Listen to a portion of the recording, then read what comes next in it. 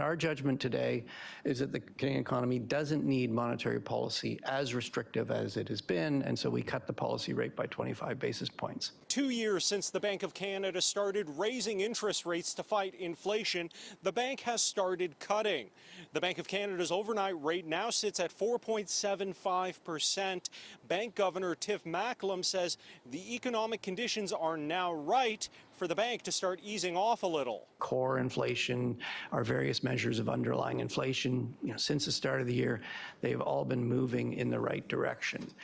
The fact that the economy is in excess supply, though, is another element that is giving us confidence that, even as the economy, even as growth resumes, inflation can keep moving back towards the 2% target. Macklem adds that a soft landing scenario where Canada avoids a recession is still possible. The plane hasn't been landed yet, so we're not cheering yet. But I would say the runway's in sight.